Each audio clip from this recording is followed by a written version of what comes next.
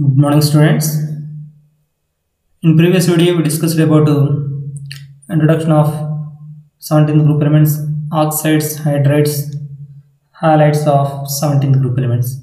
Now we will discuss about chlorine preparation and its chemical properties. Chlorine preparation method. This is laboratory method. In this method, chlorine is prepared by reaction between manganese dioxide and HCl. When manganese dioxide reacts with 4 moles of HCl, then we get chlorine along with a MnCl2 and 2H2O, where MnCl2 is called manganese dichloride. This is one of the preparation method. There are some more methods. They are when MnO2 reacts with 4 moles of H2SO4 and 4 moles of NaCl, then also we get chlorine along with MnCl2 and 4 moles of NaHSO4. This is called sodium hydrogen sulfate and water. This is also one of the laboratory method for chlorine. And the last laboratory method, that is when 2 moles of KMnO4 reacts with 16 moles of HCl, then also we get chlorine along with KCl, MnCl2 and H2O. So this is also one of the preparation method for chlorine. These are laboratory methods. Now one more method is there, that is industrial method. This method is here, it is called Deacons method. In this method, chlorine is manufactured by passing oxygen gas to HCl. Then Cl2 is formed along with water. This reaction takes place in the presence of CuCl2 catalyst. So this is one of the industrial method for chlorine. All these are preparation methods. You have to practice all these reactions and you have to remember the equations. Next, properties. Well, coming to properties, first property is it is a greenish yellow gas. We discussed it already, and it is 2.5 times heavier than air. That means compared to air, it is more weight, and it has pungent smell. It has pungent smell. Next one, when chlorine reacts with metals and non-metals, it forms halides. For example, when chlorine reacts with magnesium, magnesium is a metal, then we get magnesium chloride, that is MgCl2. When chlorine reacts with P4, P4 is called phosphorus, this is non-metal, then also we get halides. Here that halide is called PCl3, that is called phosphorus trichloride. Next, one more property, when chlorine reacts with hydrogen or compounds contain hydrogen. When chlorine reacts with hydrogen or compounds contain hydrogen, it forms HCl. It forms HCl. This means chlorine is highly reactive towards hydrogen. This means chlorine is more reactive towards hydrogen. If you see the example, then you will get clear idea about this point. What is the point? When chlorine reacts with hydrogen, then we get HCl. We know that point.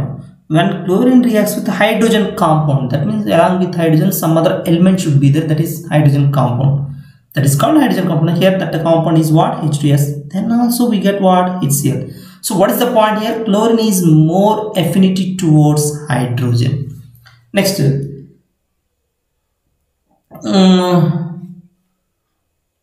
Next one. When chlorine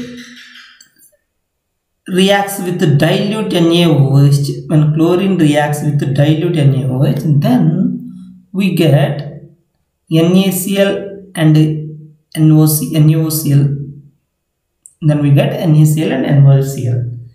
See, this is the corresponding reaction. When chlorine reacts with dilute NaOH, then we get NaCl and NaOCl. Here NaCl is called sodium chloride and NaOCl is called sodium hypochlorite. Sodium hypochlorite. This is very important reaction because in this reaction chlorine undergoes disproportionation. How can we say that?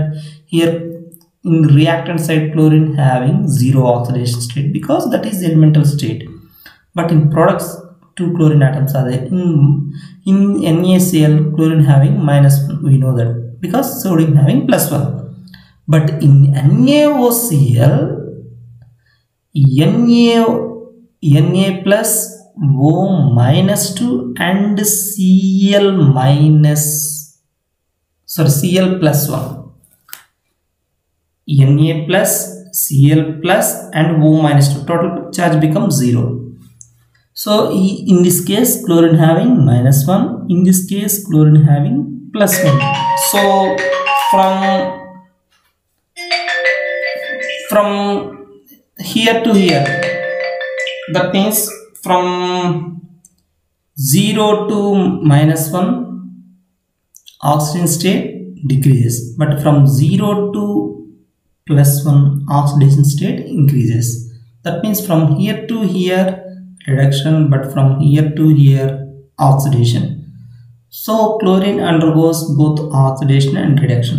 That is why it is called redox reaction, but in this case only chlorine undergoes oxidation and reduction. That is why it is called disproportionation reaction. Next, one more property. When chlorine reacts with concentrated NaOH, then we get NaCl, NaClO3 and water. In this reaction also chlorine undergoes disproportionation. For example, see here chlorine reacts with NaOH, then we get NaCl, NaClO3 and H2O. Here 6 should be there. When you put 6, then we get 5 NaCl and NaClO3. Just correct it here. Here 6 NaOH. So in this reaction also chlorine undergoes what? Disproportionation reaction. How can we say that?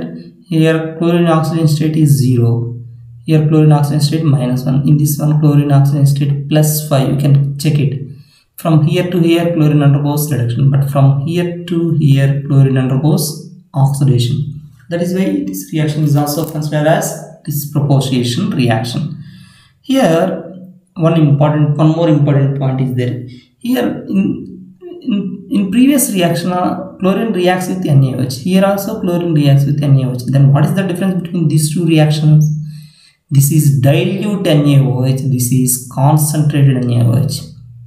So in exams specifically they mention that write the reaction between chlorine and cold dilute NaOH, or write the reaction between chlorine and hot concentrated NaOH. Specifically they mention the question like that. So you have to remember the equation. Don't get confused between these two reactions. Next, one more point here. This NaClO3 is called sodium chlorate. This is called sodium chlorate. In previous case, this NaOCl is called sodium hypochlorite. This is sodium hypochlorite. This is sodium chlorate. Next, with NH3. Now the NH3, that means reaction between chlorine and NH3. Here also two types of reactions are there. When chlorine reacts with the excess NH3, that means NH3 amount is more, then we get ammonium chloride along with nitrogen. But when excess chlorine reacts with NH3, then we get NCl3 and HCl. These two are also very, very important reaction. Here chlorine reacts with excess NH3. Here excess chlorine reacts with NH3. In this case, in the above case, NH4Cl will be formed along with the N2, but in this case NCl3 will be formed along with HCl. Here one important point is there, that is in NCl3 the nitrogen oxidation state is -3, because compared to chlorine, nitrogen having more electronegativity because of less size. So each chlorine gets +1 because nitrogen gains electrons. Automatically nitrogen gains -3. This is very, very important point. Specifically they mention that point. What is the oxidation state of nitrogen in NCl3? because in PCl3 phosphorus exhibits +3, because compared to phosphorus, chlorine is more electronegative. That is why chlorine gains electrons from phosphorus in that case. But here nitrogen gains electrons from chlorine, thereby nitrogen exhibits -3 oxidation state. In PCl3 phosphorus exhibits +3, but in NCl3 nitrogen exhibits -3. These two are very important questions. In case of PCl3 phosphorus exhibits +3, but in case of NCl3 nitrogen exhibits -3. Next, chlorine acts as oxidizing agent. So it oxidizes ferrous salts to ferric salts, iodine to iodic acid, and sulfides to sulfides. This is also very important. See the examples. This is ferrous sulfate. When ferrous sulfate reacts with chlorine in the presence of H2SO4, then we get ferric salt. Here Fe having +2, here Fe having +3. That means oxidation state from here to here increases. That means chlorine oxidizes its oxidation state. That is why chlorine acts as oxidizing agent. In second case, when chlorine reacts with SO2 along with H2O, then we get H2SO4. In this case, sulfur having +4, but in this case, sulfur having +6. You can find it. Here also oxidation state increases. That means chlorine oxidizes sulfur. Next, in this case, Na2SO3, this is called sodium sulfite. Sodium sulfite. In this case, you just correct it here, sulfite, SULPHITE, not D, sulfite. When chlorine reacts with sodium sulfide, then also we get sodium sulfate. In this case also sulfur oxidation state increases. So in all these reactions, chlorine acts as oxidizing agent. How can we say that? It increases oxidation state of other substances. That is why it acts as oxidizing agent. Next, one more reaction. When chlorine reacts with iodine in the presence of 6 moles of H2O, then also we get hydrogen iodic acid or iodic acid along with the 10 moles of HCl. In this case also iodine oxidation state increases. How can we say that? In the elemental state here 0, but here +5. That means from here to here oxidation state increases. That means chlorine increases its oxidation state, thereby it acts as oxidizing agent. Next, there are some more properties regarding chlorine. When chlorine reacts with saturated compounds, then substitution reaction takes place. And it reacts with unsaturated compounds, then addition reaction takes place. This is also one of the important points. See, CH4, this is alkane, nothing but saturated compound. When chlorine reacts with saturated compound in the presence of sunlight, then we get CH3Cl, nothing but what happens? One chlorine replaces hydrogen. That means this is substitution reaction. But in second reaction, see, Cl2 reacts with C2H4, this is alkene, nothing but ethene. Then what happened? One product will be formed. That means this is addition reaction. So what is the important point? When chlorine reacts with saturated compounds, then substitution reaction takes place.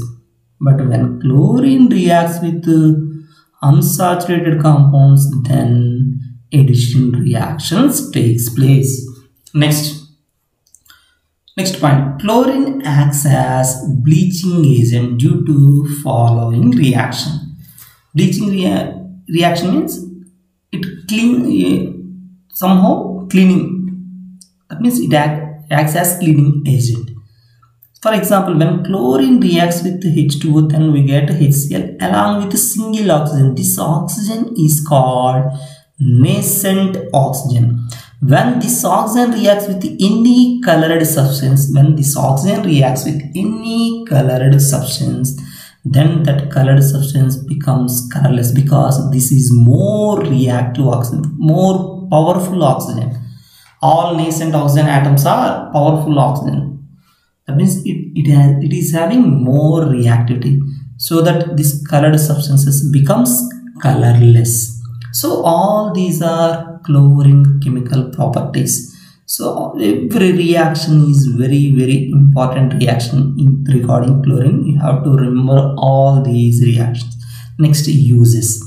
It is used as laboratory reagent. That means by using this one, we can make some other compounds. Next point, it is used in the manufacturing of poisonous gases like tears gas and phosgene. Tears gas formula is CCl3NO2. Why it is called tears gas? Because when we apply this gas, then people get tears in their eyes. Usually policemen use this gas when any people strike against government. Then they use this gas. Next, one more gas is what? Phosgene, that is CuOCl2. So both are poisonous gases. Next, one more important one, that is one more use is it is used in sterilization of water. That means it kills the germs in water. So all these points regarding chlorine.